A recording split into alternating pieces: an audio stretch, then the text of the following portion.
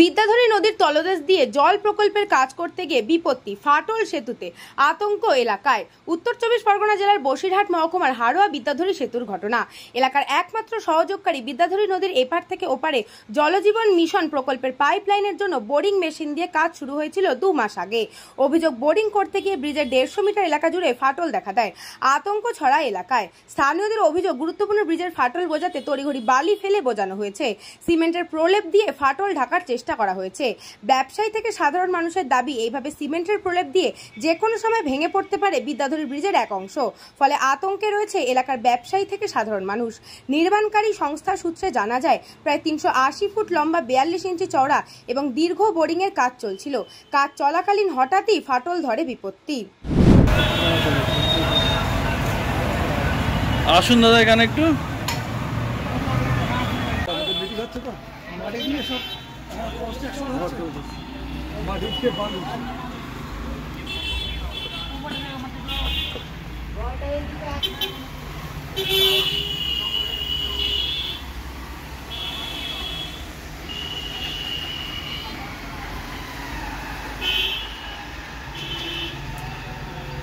ভাই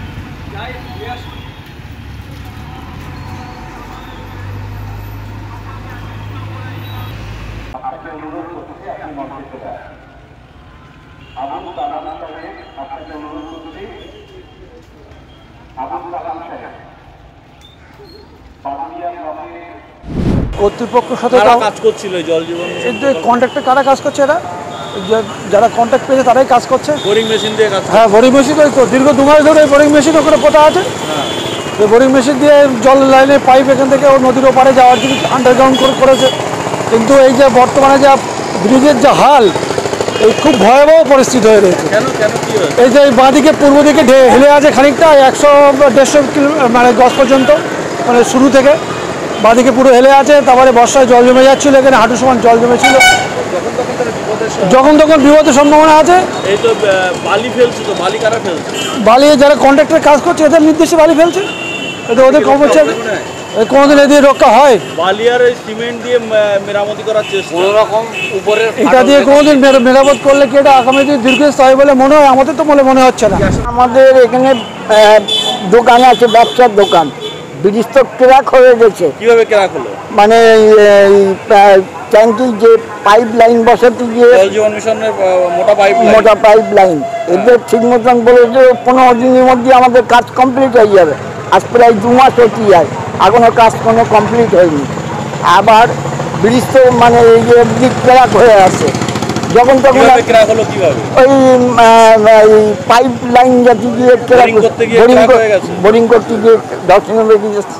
bureau report, news বঙ্গ time. Diagnostic centre, এক ছাদের তলায় বিশিষ্ট চিকিৎসকদের চিকিৎসা পরিষেবা পেতে আজই আসুন আস্থা পলিক্লিনিক ও ডায়াগনস্টিক সেন্টারে। আমাদের ঠিকানা নোনা চন্দনপুকুর, চ্যাটার্জিপাড়া। আমাদের যোগাযোগ নম্বর 7003758330। फास्ट मूविंग वर्ल्ड में वही आगे है जिसके पास है स्पीड, जैसे मेघबाला ब्रॉडबैंड। सही स्पीड, सही पहचान। सो अगर कांस्टेंट फास्ट स्पीड चाहिए तो ले आइए Meghbala broadband. New Sadarupa one stop solution for your smart choice. এখানে সকল প্রকার ব্র্যান্ডেড কোম্পানির TV, fridge, mobile, computer, laptop, sound system এবং মোবাইল ও কম্পিউটার অ্যাক্সেসরিজ সঠিক মূল্যে বিক্রয় করা হয়। প্রতিটি কেনাকাটায় আকর্ষণীয় ছাড় এবং নিশ্চিত উপহার। ঠিকানা ইন্দ্রনগর, সোদপুর, কলকাতা 110 এবং Muragachha, Sodepur, Kolkata 111। Animesh Suzuki, BT road, Agarpara. Motorcycle মানে সুজুকি। মোটরসাইকেল সেল এবং সার্ভিস করানো হয় অত্যাধুনিক যন্ত্রের মাধ্যমে। এখানে অত্যাধুনিক মডেলের বিভিন্ন গাড়ি পাওয়া যায়। পাবেন Suzuki Hayabusa, Suzuki Gixxer, Suzuki Bergman, Suzuki access 125 এবং সাথে সার্ভিস সেন্টারের সমস্ত সুবিধা। আমাদের শাখা আগরপাড়া, ব্যারাকপুর ভিআইপি তে। সকলকে সাদর আমন্ত্রণ। ওম সাই ব্যাংকুয়েট অ্যান্ড গেস্ট হাউস।